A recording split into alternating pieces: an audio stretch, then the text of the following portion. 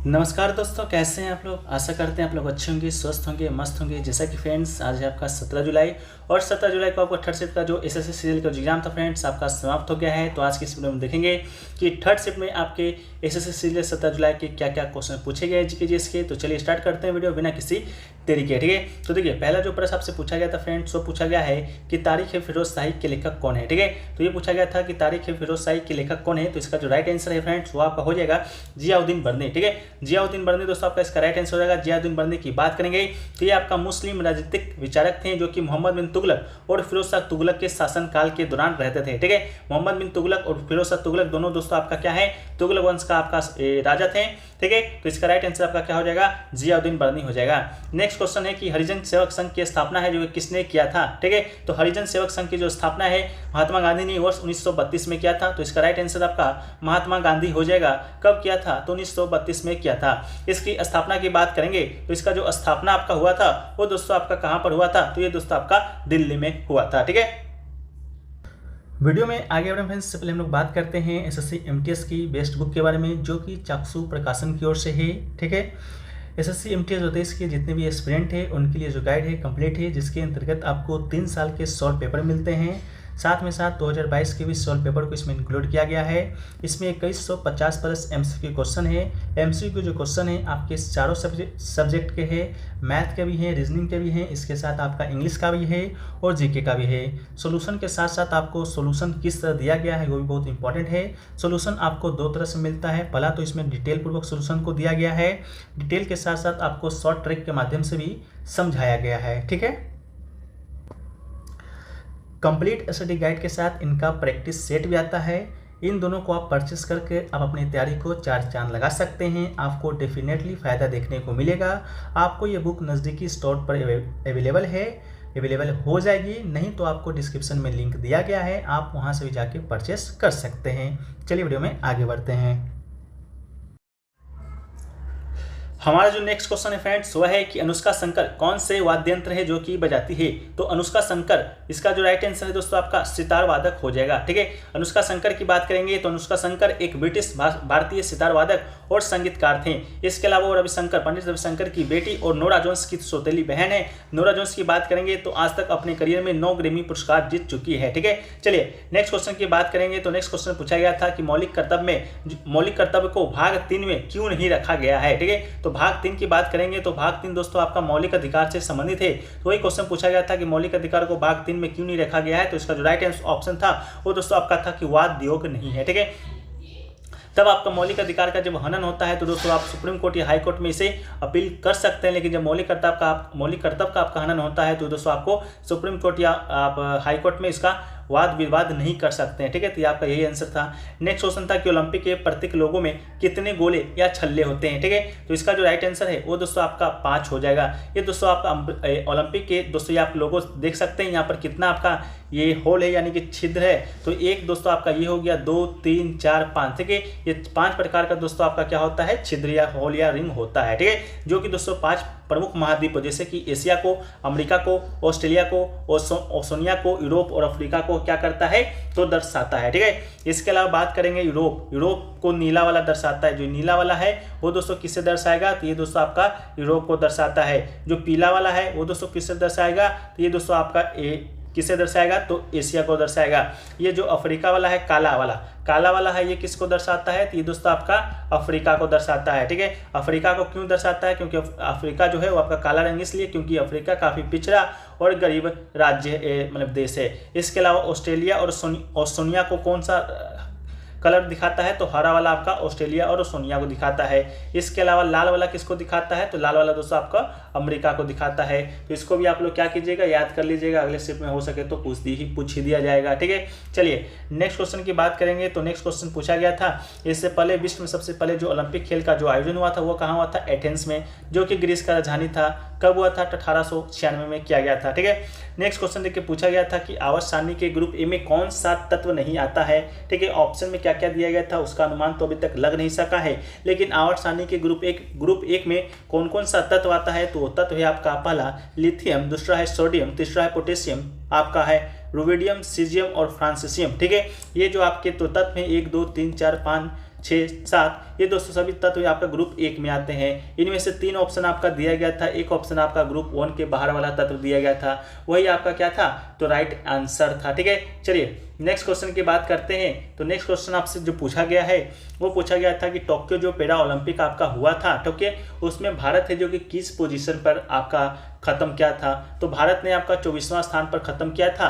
हमने आपको बताया था कि भारत ने 5 स्वर्ण जीता था, 8 रजत और 6 कांस्य पदक जीता था। लेकिन फर्स्ट के वीडियो में हमने आपको ये नहीं बताया था कि भारत कौन से स्थान पर रहा था। ठीक है, भारत कौन से स्थान पर आपका रहा था। ठीक है, तो भारत जान लीजिए कौन से स्थान पर रहा है, तो आपका 24वें स्थान पर रहा है। प्रथम स्थान पर बात करेंगे तो ये दोस्तों आपका कौन रहा है, तो प्रथम स्थान पर आपका चीन रहा है। सेकेंड स्थान पे कौन रहा है, तो सेकेंड स्थान पे दोस्तों आपका ब्रिटेन रहा है। थर्ड स्थान पर कौन रहा है, तो दोस्तों आपका अमेरिका आपका थर्ड पे रहा है।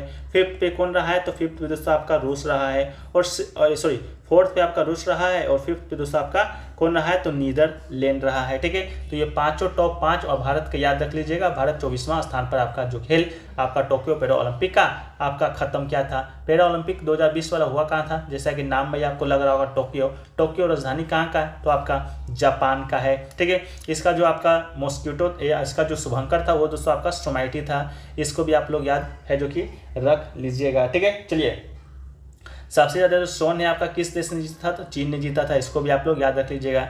नेक्स्ट क्वेश्चन पूछा गया था कौन सा अनुच्छेद है जो कि यह प्रावधान करता है कि जो भारत का जो संसद है वो आपका द्विसदनात्मक होगा। तो भारतीय संविधान का जो अनुच्छेद 79 है के अनुसार संसद भारत के राष्ट्रपति संसद के दोनों सदन यथा राष्ट्रसभा और लोकसभा से मिलकर बनता है। तो आपका जो राइट आंसर है आपका 79 हो जाएगा। ठीक है, भारत के संसद की स्ट्रक्चर की बात करेंगे तो सबसे ऊपर दोस्तों आपका बैठता है प्रेसिडेंट। ठीक है, कौन बैठता है, तो दोस्तों आपका प्रेसिडेंट बैठता है जो कि आपका राष्ट्रपति होता है। राष्ट्रपति बैठता है, इसका 2 सदन होता है संसद का कितना सदन होता है, तो 2 सदन होता है। कौन कौन सा सदन होता है, तो एक दोस्तों आपका लोकसभा होता है और दूसरा दोस्तों आपका राज्यसभा होता है। जो राज्यसभा होता है वो दोस्तों आपका उच्च सदन होता है और जो लोकसभा होता है वो दोस्तों आपका निम्न सदन होता है। इस बात को भी याद रखिएगा। जो राज्यसभा है वो दोस्तों कभी भी विघटित नहीं होता है। क्या नहीं होता है, तो विघटित नहीं होता है। और लोकसभा है जो कि विघटित आपका होता है, कब होता है, हर 5 साल पर आपका ये लोकसभा जो कि विघटित होता है। ठीक है, इसको भी याद रखिएगा। 545 आपका वर्तमान में लोकसभा में संख्या है सदस्यों का, राज्यसभा में आपका 245 है। ठीक है, इस तरह करके आपको क्या करना है, ये याद कर लेना है। ठीक है, चलिए नेक्स्ट क्वेश्चन पूछा गया था आपका कि होसगिरी जो नृत्य थे आपका किस राज्य से संबंधित है। तो होसगिरी जो नृत्य आपका हो जाएगा वो दोस्तों आपका त्रिपुरा राइट आंसर इसका हो जाएगा। त्रिपुरा राज्य में रियांग कबीले के त्रिपुरी लोग के द्वारा किया जाता है। ये खासकर महिलाओं और युवा लड़कियों के द्वारा ये होसगिरी नृत्य जो कि प्रतिपादित किया जाता है। अब बात कर लेते हैं हम लोग पश्चिम बंगाल के कुछ लोक नृत्यों की। तो वृत्ता नृत्य आपका एक पश्चिम बंगाल का है, पुरुलिया छऊ है, संथाली है, मुंडारी है, बाउली है। ये सभी जो नृत्य है दोस्तों आपका पश्चिम बंगाल से संबंधित है। नागालैंड की बात करेंगे तो रंगमा, जोली आंग, इसके बाद न सुई रोलियन, इसके बाद गेथी गालियम, ये सभी जो है वो दोस्तों आपका क्या है, तो नागालैंड का राइट आंसर हो जाएगा।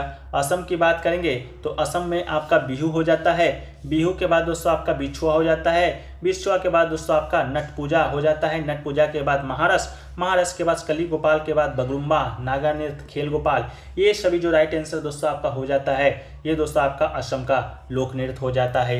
एक क्वेश्चन और नृत्य से पूछा गया था कुंभी जो डांस है कौन से राज्य में किया जाता है। तो कुंभी जो डांस है दोस्तों आपका आंध्र प्रदेश में किया जाता है। तो इसका जो राइट आंसर आपका आंध्र प्रदेश हो जाएगा। कुंभी से रिलेटेड दोस्तों कुछ आपके डांस है जैसे कि कुणबी एक हो गया। कुणबी कहाँ पर किया जाएगा, तो दोस्तों आपका गोवा में किया जाता है। गोवा में एक कुंभी समुदाय का आदिवासी का लोक नृत्य जो कि सामाजिक विषयों को चित्रित करता है। इसके अलावा इससे जो मिलता जुलता एक नाम है आपका कुम्मी। कुम्मी कहाँ पर किया जाता है, तो केरल तमिलनाडु का लोकप्रिय नृत्य है। लेकिन कुंभी आपका आया था जो कि आपका आंध्र प्रदेश का राइट आंसर आपका हो जाएगा। ठीक है, देखिए नेक्स्ट क्वेश्चन पूछा गया था कि भारतीय संविधान में अनुच्छेद 16 का डी है किस वाद्य के बाद जोड़ा गया था। ठीक है, तो देखिए अनुच्छेद 16 का खंड 4 है वो दोस्तों आपका है क्या, तो ये प्रदान करता है कि राज्य सरकारी क्षेत्रों में पदों के आरक्षण या नागरिकों के पिछड़े वर्गों के पक्ष में नौकरियों के लिए कानून बना सकता है जिनका राज्य के विचार में राज्य की सेवा में पर्याप्त प्रतिनिधित्व नहीं माना जाता है। ये दोस्तों आपका इंदिरा शाहनीवाद 1992 के बाद जो कि अनुच्छेद 16 में डी खंड जोड़ा गया था। ठीक है, तो आपके ऑप्शन में ये दिया गया होगा जो कि बिल्कुल राइट आंसर हो जाएगा। नेक्स्ट क्वेश्चन देखिए पूछा गया था कि C6H5, ठीक है, C6H5 2CO है जो कि आपका किसका सूत्र है। ठीक है, तो इसका जो राइट आंसर है दोस्तों आपका बेंजोफेनोन। ठीक है, बेंजोफेनोन इसका राइट आंसर हो जाएगा। ये बेंजोफेनोन का क्या है तो स्ट्रक्चरल यूनिट है, स्ट्रक्चरल फॉर्मूला है। इसके अलावा आपका बेंजोफेनोन का मॉलिक्यूलर फॉर्मूला भी होता है, तो मॉलिक्यूलर फॉर्मूला आपका होता है C3H10O। ठीक है, ये दोस्तों आपका क्या होता है तो मॉलिक्यूलर फॉर्मूला होता है, लेकिन आपका स्ट्रक्चर पूछा गया था तो इसका राइट आंसर बेंजोफेनोन हो जाएगा।